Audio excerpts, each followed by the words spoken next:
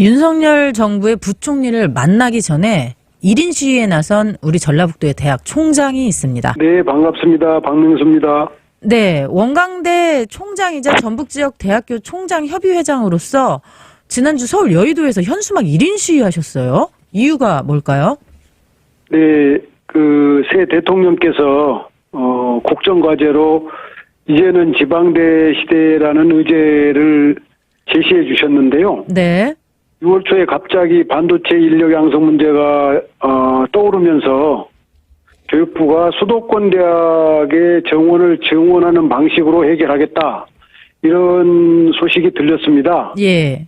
근데 이제 수도권 대학에다 정원을 증원하게 되면 그렇지 않아도 지금 지방 대학이 어려운데 인재들이 다 수도권으로 몰려갈 것이 너무나 불을 보듯 뻔했기 때문에 지역 대학 지방의 소멸의 어떤 그 위기, 이 실상을 있는 그대로 좀 제대로 알리고 싶어가지고 1인 시위를 하게 됐습니다. 분위기가 예상을 몇 배로 넘을 정도로 좀 뜨거웠습니다. 네. 그냥 한두 개 정도의 방송사에서 오시는 걸로 알았는데 한 15군데 언론사들이 오셔서 취재를 할 정도로 굉장히 분위기가 뜨거웠고요. 그거는 네. 지방대 문제가 이게 어떤 특정 지역이나 특정 대학의 문제가 아니라 우리 한국 사회가 풀어야 될 큰 숙제 중에 하나라고 하는 것을 국민들뿐만 아니라 언론에서도 주목하셨기 때문에 반응이 뜨거웠다, 이렇게 생각하고 있습니다. 일단 제가 전국에 127개 지방 대학이 있거든요. 네. 127개 대학들이 큰 권역별로 나눠가지고 7개 권역이 있어요. 그리고 네네. 그 7개 권역에 대표 총장님들이 한 분씩 계셔서 7분들이 계시고, 거기에 함께 힘을 보태주신 국립대 총장님들에서 한 12분이 함께, 그날 1인 시위 이후에 교육부 장관님 면담에 참여하기로 돼 있었는데, 네네. 제가 그분들께 1인 시위는 저만 하겠습니다라고 양해를 구해서, 제가 나서게 된 겁니다. 양해를 구하셨군요. 모두 다른 총장님들도 다 하시고 싶으셨는데 우리 네네네네. 박명수 총장님이 제가 좀 하겠다. 네, 일종의 총대를 맨 셈이죠. 네, 총대를 매셨습니다. 안 그래도 지난주에 비수도권 7개 권역 지역 대학 총장 협의회 연합은 교육부 기자회견을 열고 성명서를 발표하려고 했는데 교육부가 네네. 청산의 기자회견을 거부했었다고요? 공식적으로 제가 전북지역 총장협의회 회장 자격으로 네. 브리핑룸을 좀 사용할 수 있게 해달라. 그랬더니 거기는 공무원들만 출입하는 곳이라 안 된다, 이렇게 거절을 하셔서. 네. 그다음에 그 소식을 알고 교육부 출입 기자단들이 그러면 기자실이라도 쓸 수 있게 해달라, 이렇게 얘기를 했는데 7월 5일 날 교육부 장관이 임명되셨잖아요. 네네. 아마 교육부의 고등교육 정책실장님을 비롯한 이런 분들이 어떤 모양새를 많이 좀 고민하셨던 모양이죠. 네. 그리고 좀 압박 아닌 압박들이 와가지고 저희 7개 권역 총장님들이 좀 심리적 압박을 많이 받으셨죠. 그래서 7월 5일 날 6일로 예정된 기자회견을 그대로 원한대로 갈 거냐, 네. 아니면 다른 선택지를 택할 거냐, 이런 하여튼 하루 종일 치열한 논쟁 끝에 일단 그러면 교육부 측의 입장을 수용하고 7월 8일 그 대신 교육부 장관 면담 약속을 해달라, 그리고 기자단도 동석하게 해달라, 이런 조건으로 좀 후퇴를 한 셈이죠. 네, 그랬군요. 교육부에서 기자회견 하는 것이 그렇게 얼마나 어려운 일이라고 공무원만 된다 안 된다 이렇게 얘기를 했는지 참 교육부 인식이 여전히 좀 안일하다. 항의를 했는데요. 네. 정말 교육부 장관 취임하시는 교육부 장관에 대한 모양새 갖추기가 더 중요하냐. 지방대가 지금 소멸하게 생겼는데. 지방대가 소멸하고 있는 이 현실, 그리고 지방대 총장님들의 절박한 요구가 더 중요하냐. 여기에 대해서는 교육부의 인식이 너무 안이하다, 이렇게 강력하게 좀 항의도 했습니다. 네, 고생하셨습니다. 수도권 반도체학과 증원 문제가 논란이 되던 한 달 전쯤에 교육부에서 반도체학과 정원을 네네. 수도권과 지방대 모두 늘리겠다. 수도권만 네네. 늘리는 게 아니다. 이런 식으로 네네. 정부에서 밝힌 바가 있는데요. 여기 네네. 이 경우에도 지방대학 타격이 불가피한 겁니까? 그렇습니다. 그건 그야말로 눈 가리고 아웅하는 식이고요. 그 핵심 문제는 뭐냐면 증원을 하냐 안 하냐가 중요한 게 아니고 네. 정원을 증원한다는 얘기는 수도권 집중을 막기 위해서 규제하고 있는 수도권 대학 정원 규제를 풀겠다는 겁니다. 네. 그러니까 지금 뭐 전문가들 얘기하면 수도권 집중을 막는 마지막 보루가 그 대학 정원 증원을 규제하는 건데 이걸 풀어버린다는 얘기는 이제 마지막 보루도 무너진다는 얘기고 네. 그렇지 않아도 지금 수도권 집중이 거의 망국적 수준입니다. 네. 우리나라가 이미 인구가 2020년에 수도권이 2,604만, 비수도권은 2,578만, 26만이 초과된 인구 데드크로스도 이미 발생돼 있고 기업의 70%가 서울에 수도권에 몰려 있고 정부 투자기관도 89%가 수도권에 몰려 있는데 네. 이런 것들을 더욱 가속화시켜서 결국은 지방 주거라는 얘기고 지방대 소멸할 수밖에 없는 조치다. 그러니까 그건 도저히 받아들일 수 없다라는 것이 이제 127개 대학 총장들의 한결같은 의견이었죠. 예. 그래서 이제 서울민국이라는 이제 표현도 하셨습니다. 그렇다면 총장님께서는 수도권과 지방이 상생하는 첨단 인재 양성의 대안은 뭐라고 생각하십니까? 그 반도체 분야를 저도 좀 공부를 해봤더니 네. 고졸 졸업 수준의 인력에서부터 대학원 박사 졸업 수준의 일까지 골고루 필요하더라고요. 아, 네. 정부가 고민하는 그 최고급 인력 이런 것들은 지방대 충격이 없는 대학원에서 서울 수도권 대학에서 할 수도 있고 나머지 이제 대졸 졸업 수준까지는 얼마든지 지방대 국립대를 중심으로 이렇게 공유대학 플랫폼을 만들면 가능하기 때문에 네. 수도권은 이제 고급 인력, 지방은 이제 그 보통 수준의 인력을 나눠서 양성을 하게 되면 언제든 얼마든지 이건 수도권 대학과 지방 대학이 공생 상생할 수 있다. 이런 대안을 제시했죠. 네. 되게 공부를 많이 하셨는데 이 지금 네. 1인 시위 직후 박순애 사회부총리 겸 교육부 장관을 만나셔서 이런 얘기 하셨을 것 같아요. 거기에 그렇습니다. 네, 거기에 대해서 교육부 장관인 박 부총리의 반응은 어땠습니까? 뭐 말씀은 이제 경청을 하셨는데 마무리될 무렵에 제가 이제 이런 질문을 던졌죠. 단도직입적으로. 이렇게 절절하게 저희들이 말씀을 드렸으니까 수도권 대학 정원 규제, 정원 증원 안 하시겠죠? 이렇게 했더니 답을 안 하시더라고요. 아. 이거는 이제 뭐 대통령께는 보고 드리겠다. 뭐 이런 정도의 답변을 하셨습니다. 아, 뭐 아무 대답을 안 했다고 봐도 되겠습니다. 현 정부의 입장에 변화가 없다. 이대로 수도권 대학 증원하겠다. 이렇게 변화가 없다면 어떤 대응까지 생각하십니까? 만약에 그게 수용이 안 된다고 하면은 그 간담회 끝난 직후에 저희 7개 권역 그 연합 대표 회장님께서 기자들 앞에서 말씀하셨습니다. 더 강경한 특단의 행동 방안도 지금 준비해 놓고 있다. 이렇게 지금 말씀하고 있습니다. 아마 뭐 더 강력하게 예를 들어서 이제 총장님들이 돌아가면서 1인 시위를 한다든지 그 용산 대통령 집무실 앞에 가서 뭐 요구를 한다든지 이런 것까지도 가능할 수도 있겠다 이런 생각을 지금 하고 있습니다. 지방대가 이 정도로 위기입니다. 네. 네, 결국 뭐 현재 교육부 장관이 윤석열 대통령에게 한번 말을 해보겠다 이렇게 얘기를 했지만 오늘 마지막으로 윤석열 대통령을 향해 한 말씀 해주신다면요. 국토 균형 발전이 2022년 현 단계 대한민국의 최대의 현안이라고 생각합니다. 이러한 현안을 잘 이해하고 있는 지방대 총장들, 지방의 여론에 경청해 주시는 대통령이 되어주시기를 간곡히 호소해 드리는 바입니다. 네, 총장님 힘내시고요. 오늘 말씀도 감사합니다. 첨단 반도체 인력 양성을 해야 하니 수도권 첨단학과 정원을 늘려라. 윤 대통령이 이렇게 주문하고 교육부가 즉시 실행에 나섰습니다. 이게 지방대 몰락을 가속화시킬 거라는 우려가 커지고 있는데요. 이 문제 어떻게 봐야 하고 또 어떻게 풀어가야 할지 우리 지역의 첨단학과 교수로부터 들어봅니다. 전북대 반도체과학기술학과 최철종 교수가 지금 전화로 연결돼 있습니다. 교수님 안녕하세요. 예, 안녕하세요. 네, 윤석열 대통령이 반도체 인재 양성을 주문한 뒤 교육부가 수도권 반도체 관련 학과의 정원 확대를 검토하고 나섰습니다. 여기에 대해서 우리 지방대에서는 어떤 입장이신가요?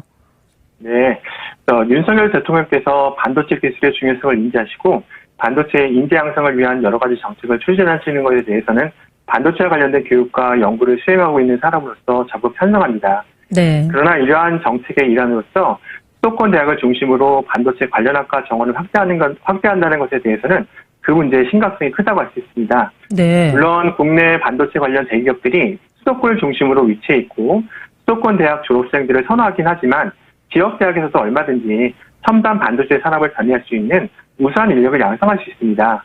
만약 수도권 대학의 반도체 관련 학과 정원이 늘어날 경우 지역 대학으로 유입될 학생들이 수도권 대학으로 대거 유치될 것이 너무나 명확하기 때문에 네. 지역 대학의 반도체 관련 학과들이 향후 입학 정원조차도 채우지 못하게 되는 현상이 발생할 수 있습니다. 네. 결과적으로는 지방대 소멸이 빨라질 가능성도 높다. 이렇게도 보시는 거군요. 네, 맞습니다. 예, 잘 아시겠지만 최근 학력 인구 감소로 인해서 지방대 입학 경쟁률이 감소하고 있고요. 지역 거점 대학 일부 학과의 경우에는 미달 사실까지 발생하고 있습니다. 네. 방금 말씀드린 것처럼 만약에 수도권 대학에 반도체 학과처럼 학생들이 선호하는 학과 정원이 확대될 경우에 지역 대학에 유입할 수 있었던 유사 학생들이 수도권 대학으로 유치될 것이 너무나 자명합니다. 네. 심각한 것은 지역 대학의 물리학이나 화학, 수학 등의 자연과학 학문들입니다. 이런 자연과학은 반도체 기술 개발에 매우 중요한 기반 기초 학문이 되고요. 네. 기초과학 없이는 반도체 원천 기술 개발이 불가능하다고 해도 무방할 정도로 그 학문적 중요성은 매우 지나치지 않습니다. 네. 그럼에도 불구하고 현재 공학 관련 학과들보다 신입생 충원율 저하가 자연과학 학과들에게서 더욱 두드러지게 발생하고 있는 현실에서는 수도권 대학의 반도체 관련 학과 입학 정원 확대로 인해 머지않아 지역 대학에서 자연과학 분야 학과들이 아예 사라지는 엄청난 문제를 야기할 수 있습니다. 이렇게 논란이 되니까 정부는 수도권 대학 첨단학과뿐만 아니라 지방대학의 첨단학과도 비슷한 규모로 증원하겠다라는 방안을 내놨습니다. 여기에 대해서는 어떻게 생각하세요? 네.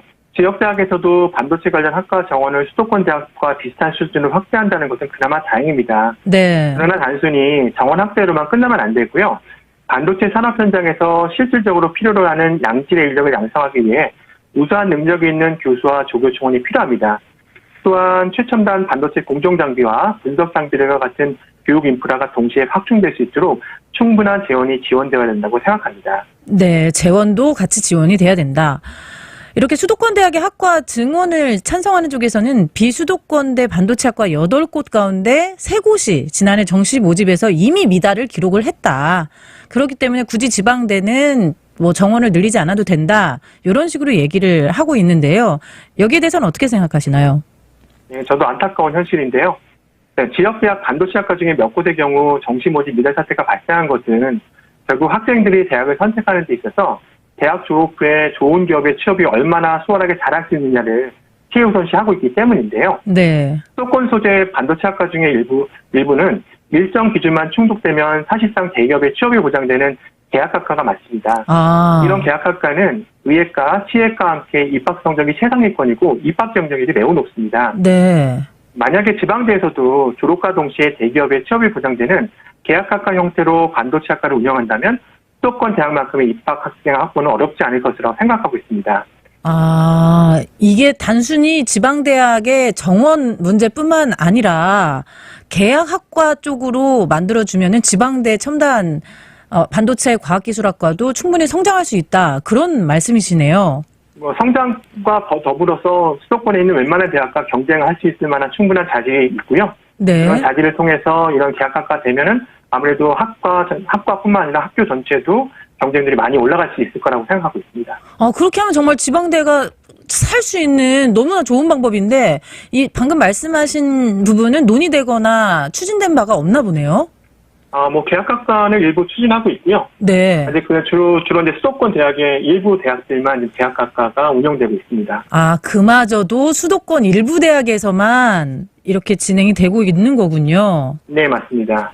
그 교육부 차관이 안 그래도 윤 대통령에게 우려의 입장을 냈었습니다. 지방대 수도권 대학교의 차별과 관련해서.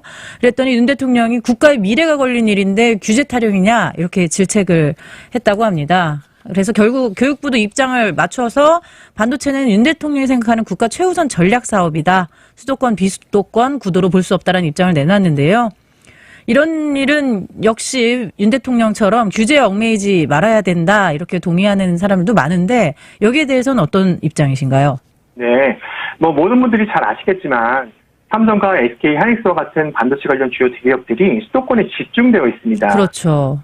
이런 지리적 요인을 고려해 볼 때 얼핏 보면 수도권에 있는 반도체 관련 기업들을 위한 인력 양성 정책이 최우선이 되어야 국가 최우선 전략 산업인 반도체 산업을 발전시킬 수 있다고 생각할 수 있겠죠. 네. 그런데 수도권 대학에서 공부한 학생들만이 삼성과 SK 하이닉스와 같이 반도체 관련 주요 기업에서 일할 수 있는 능력이 있는 것은 아닙니다. 네. 얼마든지 비수도권 대학에서 공부하는 학생들도 이러한 기업에서 일할 만한 충분한 자질과 실력을 겸비하고 있다고 말씀드릴 수가 있습니다.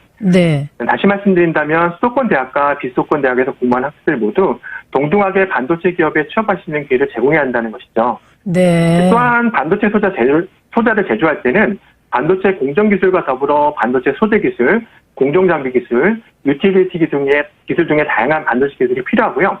하나의 기업이 이러한 모든 기술들을 자체적으로 확보하는 데 어려움이 따르기 때문에 반드시 관련 기업들과의 협업이 필요합니다. 네. 이러한 분야에서 기술력을 인정받고 있는 다수의 기업들이 비수도권에 위치하고 있어요. 따라서 이러한 비수도권 기업들이 세계적인 기술력을 확보하고 유지할 수 있도록 우수한 인재를 공급하기 위한 지역 인력 양성은 국가 전략 산업으로서 반도체 산업의 지속적인 발전을 위해 매우 중요하다고 말씀드릴 수가 있습니다. 네. 오히려 이제 수도권, 비수도권 구도로 볼 수 없기 때문에 수도권도 증원을 하고 비수도권도 증원을 하고 각 지역에 위치해 있는 반도체 관련 기업들과 협업해서 국가 미래에 걸린 반도체 산업을 성장시킬 수 있는데 참 그 부분이 안타깝습니다.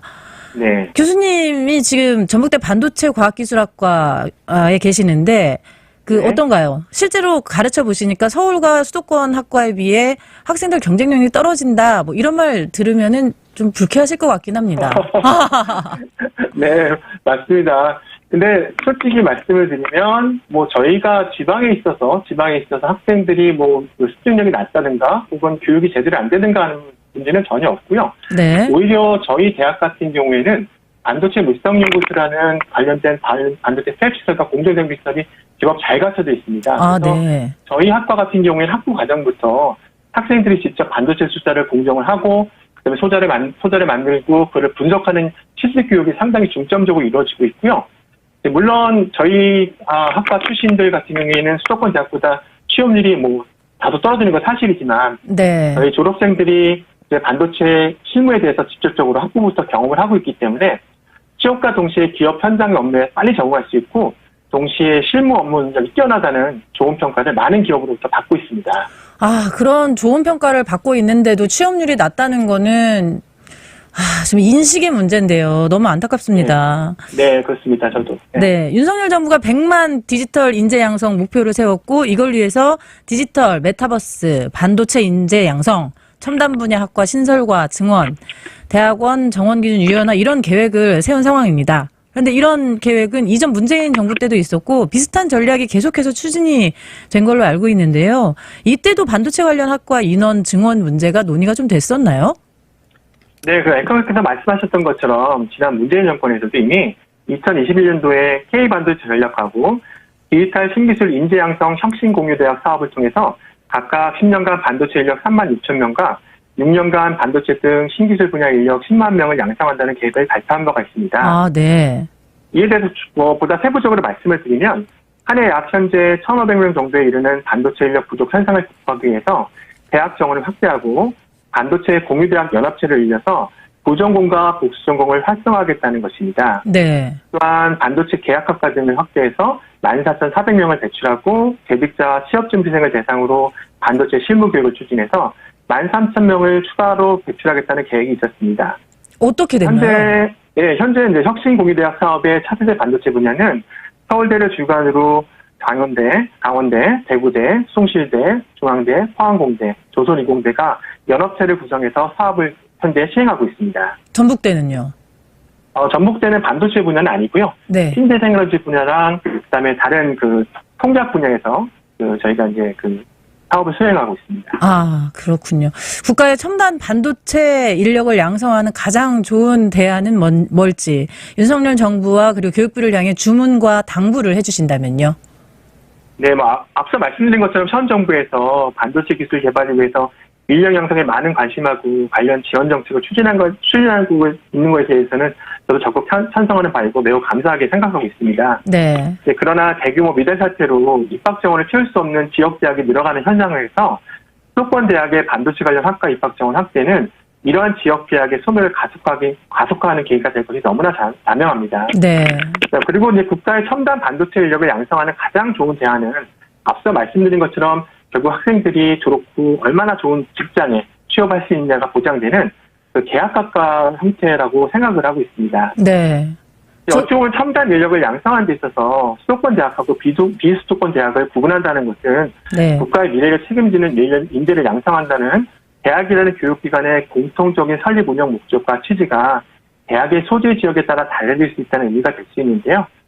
아무래도 우리나라의 반도체 산업의 지속적인 발전을 견인할 첨단 인력을 양성하는 데 있어서는 수도권 대학이든 비수도권 대학이든 어느 쪽에 치우침 없이 균형감 있는 정책 지원이 필요하다고 생각을 하고 있습니다. 네.